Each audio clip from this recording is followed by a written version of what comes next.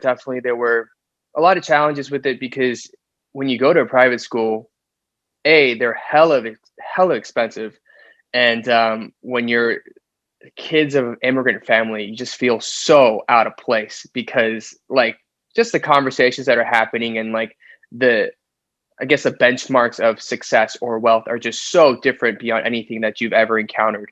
And so No. there's that. And then I think I was the only Asian kid my year when I entered. So it was just like a lot of cultural differences growing up. And I think, there were a lot of hard times, but it made me into the person that I am today, taught me a lot of things that I had to learn on how to deal with people from all different types of backgrounds. And that's kind of, I think, what propelled me into, my college years and then my career as right now, like a singer, songwriter, performer, entrepreneur. That really reminds me of my own experience because my mom was an immigrant from Malaysia, and I grew up in Mhm. Seattle.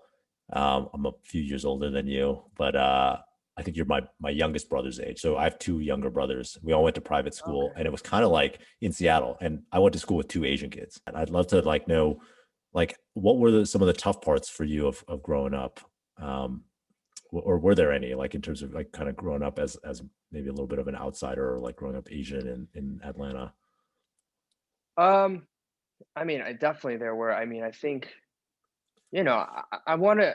I don't want this to feel like a blanket statement, but I feel like everybody goes through, bouts of bullying or that kind of stuff. But for me, I just felt like such an outsider. I remember, like one point, one dude literally spit in my face, just as we were walking to the locker room to gym, and I was just like, like I didn't even know how to react.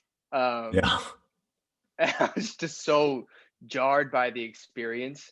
Um, and there were just like a lot of microaggressions where I think growing up right now, if I'm a teenager right now in 2021, like it's very different from when I was growing up too. It's just like there's so many microaggressions and things that are passive that you don't realize are racist, but in hindsight, you're like, holy shit.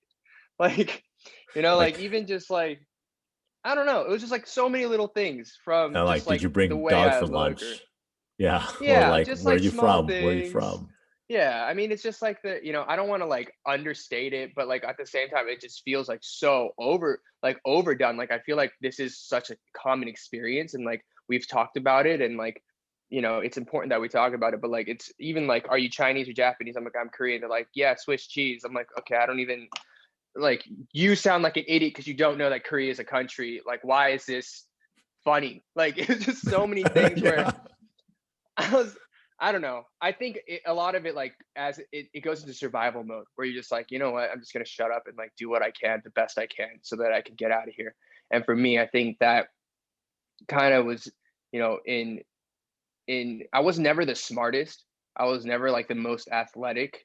Um, but there were things that I felt like I could excel at, and that was probably in music and then just trying to be a good person. I think that was like my biggest thing, just like trying to be as sociable as possible, even if it wasn't with like students, even with like I was probably closer to teachers than like some of the students.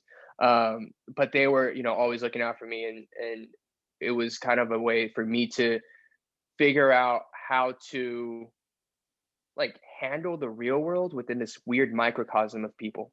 And so once I got to college, I think I was ready to just kind of, you know, explode and just kind of try everything in so many different ways. So um, I think in many ways, as when you're young, like because we didn't have representation, you only know what you see and what you're told you're able to do. Like Yeah. I remember, like my high school thesis was like about misrepresentation of Asian people in media.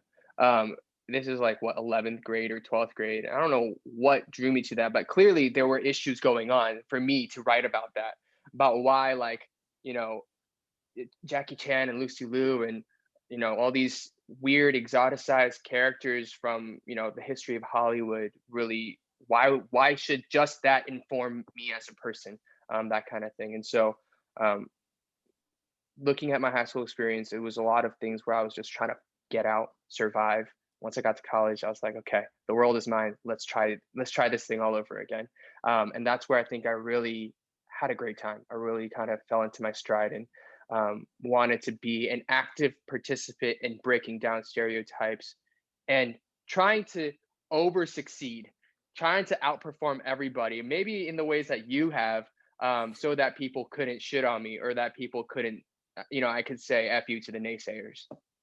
있어도 그래도 떠날래 그래 떠날게 여기서 나가도 아플 땐 아파도 힘들 수 있어도 그래도 떠날래 이제 떠날게